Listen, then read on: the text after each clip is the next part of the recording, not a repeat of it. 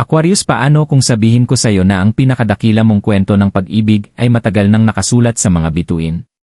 Na kung saan man siya naroroon ngayon, pinili na siya ng universo para maging taong hahawakan mo ang kamay habang buhay. Hindi ito basta-bastang pagbabasa lang, ito ay isang mensaheng nakatakdang makarating sa'yo ngayon. Dahil sa mga susunod na araw, isang bihirang kosmikong pag-aayon ang maaaring magdala ng pag-ibig na matagal mo nang hinihintay, direkta sa pintuan mo. Manatili ka dahil ang maririnig mo ay maaaring magbago sa paraan ng pagtingin mo sa iyong kinabukasan magpakailanman. Aquarius, alam mo sa sarili mo na ikaw ay naiiba, isang kaluluwang hindi basta sumasabay sa agos, kundi nakikinig sa tahimik na bulong ng universo. At ngayon, ang mga bulong na iyon ay lumalakas. Ang mga bituin ay gumagalaw, ang enerhiya ay nagkakahanay, at ang puso mo ay muling makakaramdam ng matagal nang nawalang damdamin, isang paghila patungo sa isang taong pakiramdam mo ay tahanan. Hindi ito tungkol sa tsamba. Ito ay tadhana, maingat na hinabi sa landas mo. Sa mga susunod na sandali, ibabahagi ko sa iyo ang mga palatandaan, ang tamang oras, at ang eksaktong mga hakbang para paghandaan ang muling pagkikita na ito. Kung naniniwala ka man sa kapalaran o nag-aalinlangan pa, sa pagtatapos ng pagbabasa na ito maaaring mapagtanto mong ang mensaheng ito ay talagang para sa iyo mula pa noong una. Malalim na pagtingin sa zodiac, tadhana ng pag-ibig ng Aquarius. Aquarius, ang iyong paglalakbay sa pag-ibig ay hindi kailanman naging pangkaraniwan. Matagal mo nang naramdaman na ang koneksyon na hinahanap mo ay pambihira, mas malalim kaysa sa panandaliang atraksyon, mas makapangyarihan kaysa sa simpleng chemistry. Hinahangad mo ang isang ugnayan na dumadampi sa kaluluwa, na nagpaparamdam sa bawat sandali na ito'y itinadhana. At ngayon, ibinubulong ng universo na paparating na ito sa'yo. Ngayong taon, ang kosmikong enerhiya na bumabalot sa Aquarius ay kakaiba sa lahat ng iyong naranasan noon. Ang mga planeta ay pumapwesto sa paraang binibigyang diin ang pagsasama, emosyonal na katotohanan, at banal na tiempo. Sa astrolohiya, tinatawag itong mga alignment portal, mga bihirang bintana kung saan ang iyong enerhiya at ang enerhiya ng isa pang kaluluwa ay nagtatagpo sa perpektong pagkakahanay. At para sa iyo, Aquarius, nagbubukas ang bintanang iyon ngayon. Ang iyong namumunong planeta, ang Uranus, ay planeta ng biglaang pagbabago at mga breakthrough. Sa loob ng ilang buwan, tahimik itong kumikilos sa likod ng iyong astrolohiya, pinupukaw ang pagnanais para sa bago, sariwa, at makahulugan. Marahil napansin mo na ito, mga panaginip na parang totoo, pag-iisip sa mga taong matagal mo nang hindi nakakausap, o mga bugso ng damdaming bigla na lang sumusulpot. Hindi ito basta aksidente. Mga palatandaan ito na inihahanda ng puso mo ang sarili para tumanggap ng itinadhanang pag-ibig.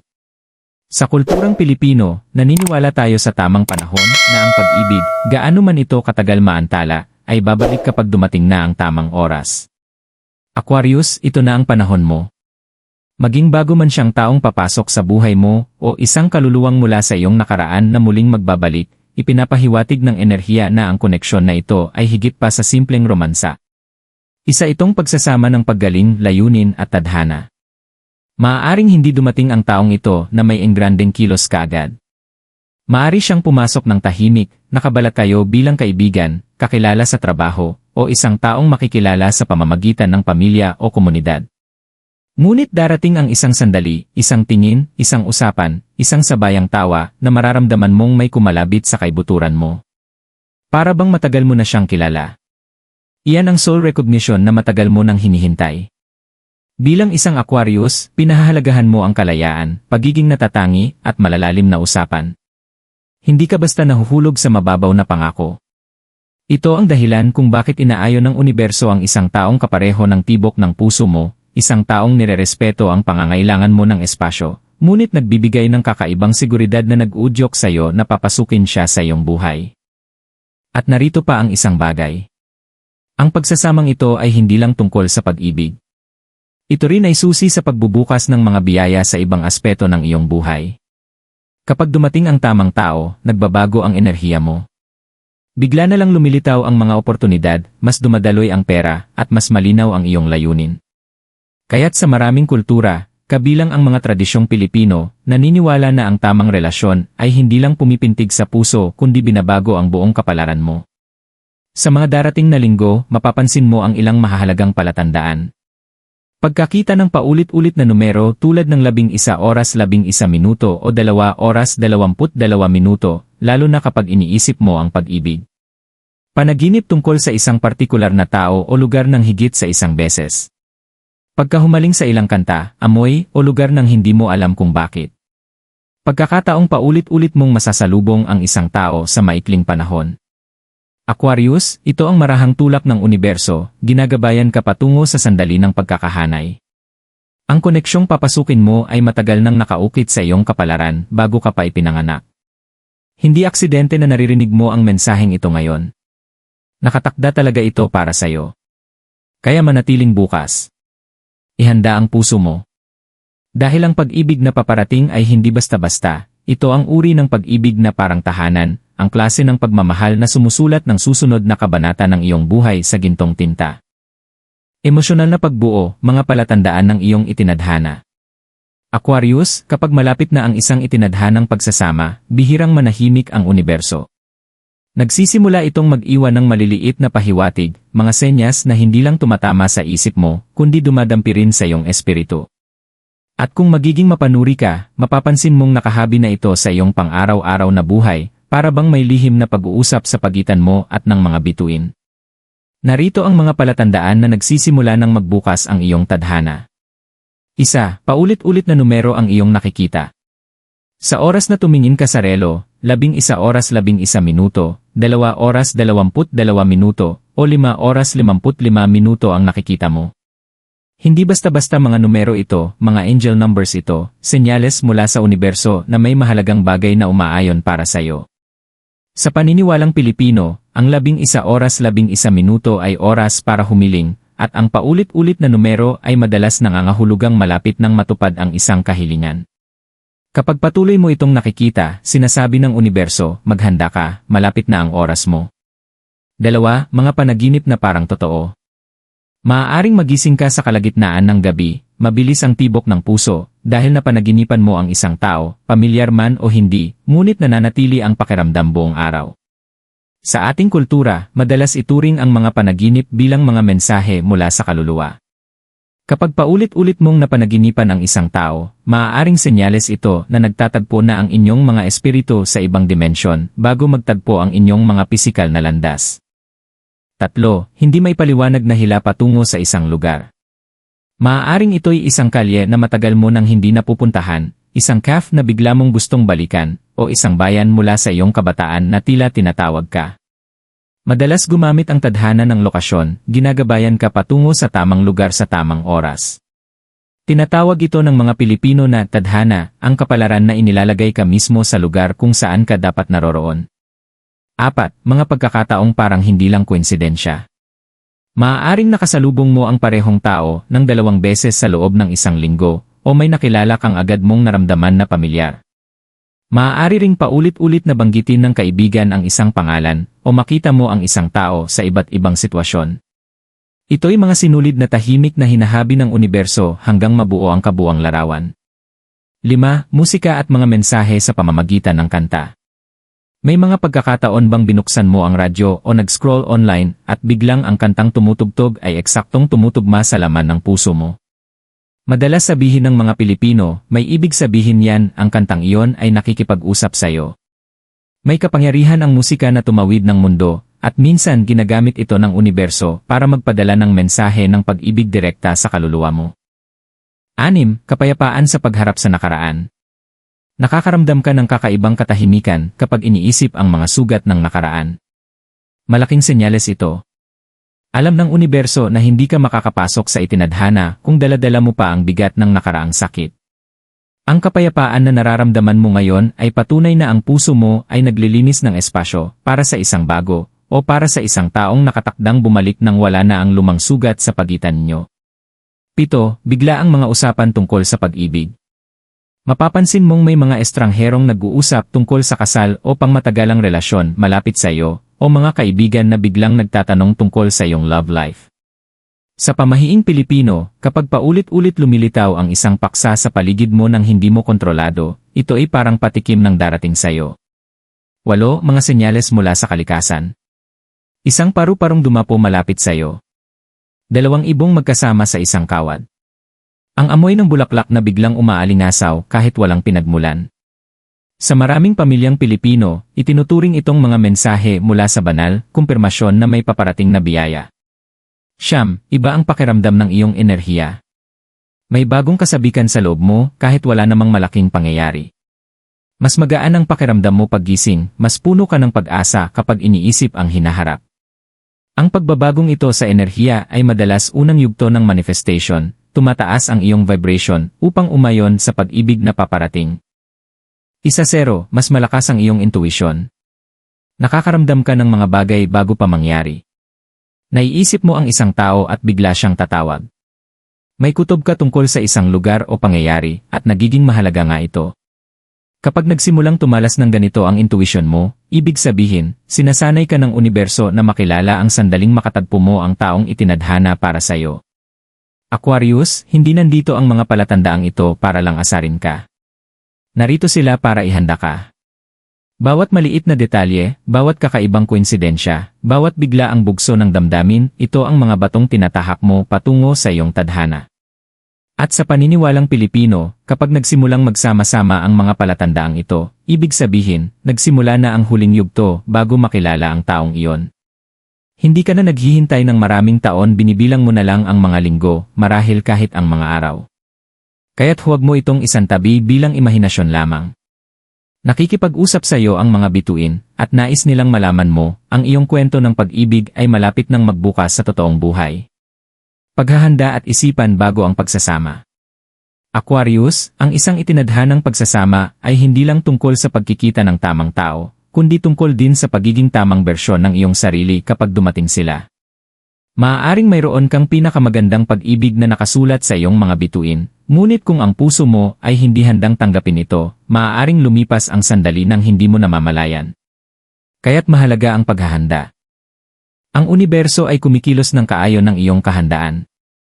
Ipinapadala nito ang mga biyaya kapag alam nitong may espasyo ka para dito. Kaya kung nararamdaman mo na ang mga palatandaan, ang mga panaginip, ang paulit-ulit na numero, ang pakiramdam ng pagbabagong nasa paligid, panahon na upang ihanda hindi lang ang iyong buhay, kundi pati na rin ang iyong isipan at kaluluwa. 1. Pagalingin ang kailangang pagalingin. Bago dumating ang pag-ibig, kailangan mong dahan-dahang isara ang mga kabanata na nagpapatigil sa iyo. Hindi ito nangangahulugang kalimutan ang nangyari, kundi bitawan ang bigat ng emosyon na dala nito. Sa kulturang Pilipino, madalas nating sabihin, patawarin mo na para ikaw ay gumaan, magpatawad para gumaan ang iyong espiritu. Maaaring ito ay para sa isang dating kasintahan, kaibigang nagtaksil, o kahit sa sarili mo. Kapag binitiwan mo ang bigat na yon, lumilikha ka ng espasyo para sa isang pag-ibig na dumarating ng walang anino ng nakaraan. 2. Muling makipag-ugnayan sa tunay mong sarili. Mamamahalin ka ng tamang tao bilang ikaw, ngunit minsan, sa gitna ng pagiging abala sa buhay o sugat ng nakaraan, nakakalimutan natin kung sino tayo. Tanungin ang sarili, ano ang nagpapasaya sa akin kapag walang ibang nakakakita? Anong mga pangarap ang isinantabi ko? Sa maraming pamilyang Pilipino, paalala ng mga nakatatanda, kilalanin mo muna ang sarili mo bago magmahal ng iba. Ang koneksyong ito sa sarili mo ang magpapatibay at magpapaganda sa iyong magiging pagsasama. 3. Panatilihing bukas ang puso, ngunit bantayan ang pamantayan. Ang bukas na puso ay hindi nangangahulugang papasukin ang kahit sino. Nangangahulugan ito ng pananatiling puno ng pag-asa, pagiging magiliw at mabait, habang alam pa rin ang iyong halaga. Sa panahong ito, maaaring makakuha ka ng atensyon mula sa mga taong hindi naman para sa iyo. Minsan sinusubok ng universo ang iyong pamantayan bago ibigay ang tunay na isa. Pagkatiwalaan ang iyong kutob. Kapag hindi tama ang pakiramdam, huwag ipilit. Ang iyong tunay na pagsasama ay mararamdaman mong natural, payapa, at ligtas. 4. Palakasin ang iyong koneksyong espiritual. Ang pag-ibig na nakasulat sa mga bituin ay madalas may kasamang espiritual na mga senyales. Kapag mas malakas ang koneksyon mo sa iyong pananampalataya o espiritual na gawain, mas madali mong makikilala ang mga senyas na iyon kapag dumating na. Maaaring kasing simple lang ito ng pagsisindi ng kandila at pagdarasal gabi-gabi, pagsusulat ng iyong mga panaginip o pagmumuni-muni sa umaga. Sa Pilipinas, maraming naniniwala na ang panalangin at malinaw na intensyon ay mga susi na nagbubukas sa pintuan ng tadhana, at para sa iyo, Aquarius, ito na ang oras upang gamitin ang susi na iyon. 5. Ihanda ang iyong kapaligiran. Mas malaya ang daloy ng enerhiya sa isang lugar na malinis at nakakaaliw. Linisin ang iyong silid, magdagdag ng maliliit na bagay na nagbibigay sa iyo ng kapayapaan, sariwang bulaklak, maayos na kama, halimuyak na nagpapangiti sa iyo. Maaaring simple lang pakinggan, ngunit sa manifestation, ang iyong kapaligiran ay salamin ng iyong panloob na kalagayan. Ang payapang lugar ay humihikayat ng payapang pag-ibig. 6. Mamuhay na parabang paparating na ito. Isa sa pinakamalakas na teknik ng manifestation ay ang pagkilos na parang darating na ang iyong biyaya. Kung alam mong makikilala mo na ang iyong tao, paano ka maghahanda? Mas alagaan mo ba ang sarili mo? Susubok ka ba ng mga bagong gawain? Mas madalas ka bang sasama sa mga imbitasyon? Gawin mo na ang mga ito ngayon. Sinasabi nito sa universo, handa na ako. Aquarius, ang paghahanda ay hindi lang para maging handa ka para sa ibang tao. Ito ay tungkol sa pagiging bersyon ng iyong sarili na tunay na handang yakapin ang pag-ibig, mga biyaya, at mga oportunidad na dala ng pagsasamang ito. Dahil kapag nagsanib ang iyong mga bituin, hindi ka lang makikilala ng isang taong magpapabago sa iyong mga araw, makikilala mo ang isang taong magpapabago sa iyong buong buhay.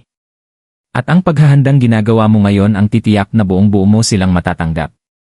Ritual o manifestation tip. Aquarius, sa Pilipinas, ang pag-ibig at tadhana ay madalas nakaugnay ng mga ritual, maliliit na gawa ng pananampalataya na nagsisilbing senyales sa universo na handa ka ng tumanggap. Hindi lang ito tungkol sa mahika o pamahiin, ito'y hinggil sa malinaw na intensyon, paniniwala, at mga simbolikong kilos na mas malakas kaysa sa salita. Narito ang isang simple, ngunit makapangyarihang love alignment ritual na maaari mong gawin upang paghandaan ang pagsasamang nakasulat sa iyong mga bituin. Hindi ito nangangailangan ng mamahaling gamit, kundi ilang makahulugang bagay at isang bukas na puso. Red Thread & Candle Ritual. Kakailanganin mo. Isa maliit na pulang kandila, sumasagisag sa pagnanasa at pangmatagalang pag-ibig. Isang pulang sinulid o laso, sumasagisag sa koneksyon at tadhana. Isang pirasong papel at panulat. Maliit na plato o heatproof na mangkok. Hakbang 1, ihanda ang lugar. Pumili ng tahimik na lugar kung saan walang istorbo.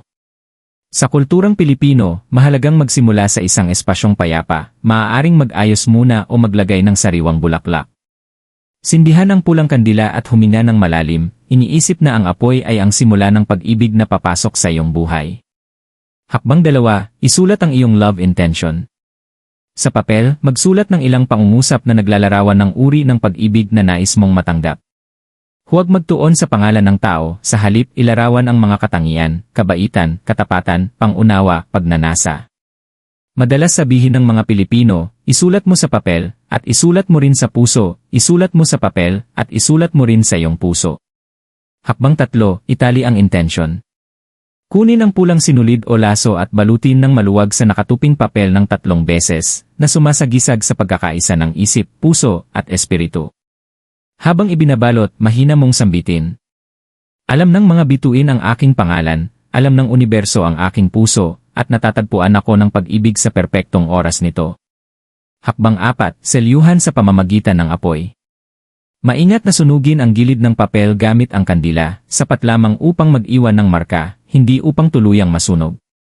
Ito ay kumakatawan sa pagpapadala ng iyong intensyon sa kalangitan. Ilagay ang papel sa plato o mangkok hanggang sa kusa ng mamatay ang kandila. Hakbang 5, pakawalan at magtiwala. Kapag patay na ang kandila, ilagay ang nakabalot na papel sa isang ligtas na lugar, sa ilalim ng unan, sa loob ng iyong journal, o sa isang kahong pang-alaala. Ito ang iyong pribadong senyales sa universo na handa ka na. Aquarius, ang ritual na ito ay pinaghalo ang simbolismo at sinseridad. Ang pulang kandila ay tumatawag ng init at pagnanasa, ang sinulid ay nagtatali ng iyong tadhana, at ang nakasulat na intensyon ay nagpapalinaw sa iyong hangarin. Sa tradisyong Pilipino, ang mga ganitong kilos ay parang mga bulong sa mga bituin at palaging nakikinig ang mga bituin. Aquarius, mula sa simula ng mensaheng ito, ginagabayan na tayo ng mga bituin patungo sa isang katotohanan, ang iyong kwento ng pag-ibig ay hindi lang posible, ito ay matagal nang nakasulat. Bawat palatandaan na nakikita mo, bawat bulong ng iyong intuisyon, bawat bigla ang bugso ng pag-asa sa iyong puso, lahat ng ito ay piraso ng isang palaisipan, na umaakay sa'yo patungo sa pagsasamang itinadhana para sa'yo bago mo pa man nalaman kung ano ang pag-ibig. Maaaring hindi magsimula ng malakas o magarbo ang paglalakbay na ito. Maaaring magsimula ito ng tahimik, isang ngiting nagtagpo, isang pag-uusap na mas malalim kaysa sa inaasahan, isang sandaling nananatili sa isip mo ng mas matagal kaysa sa akala mo. Ngunit magtiwala ka rito, kapag nagsabay ang mga bituin, walang makakapigil sa nakalaan para sa'yo na matagpuan ka. Madalas tayong paalalahanan ng karunungang Pilipino, kung para sa'yo talaga, at Aquarius, paparating na ang oras mo. Ang taong nakasulat sa iyong mga bituin ay hindi lang basta kasama sa bawat araw, sila ang magbibigay inspirasyon sa iyong mga pangarap, magpapatatag sa iyong espiritu, at maglalakad sa tabi mo sa bawat panahon ng iyong buhay. Kaya panatilihing bukas ang puso, matatag ang pananampalataya, at handa ang iyong espiritu. Patuloy na pansinin ang mga palatandaan, alagaan ang iyong kaluluwa, at magtiwala sa tiempo ng universo. Ngayon, nais kong angkinin mo ang enerhiyang ito. Pumunta sa mga komento at i-type. Handa na ako sa aking pagsasama, kasama ang iyong zodiac sign, hayaan mong maging pampublikong pahayag ito sa universo na handa ka na sa darating. Dahil, Aquarius, ang iyong pag-ibig ay hindi na nasa malayo, papunta na ito sa iyong pintuan. At kapag dumating na ito, babalikan mo ang sandaling ito at mauunawaan, matagal ka nang kinakausap ng mga bituin.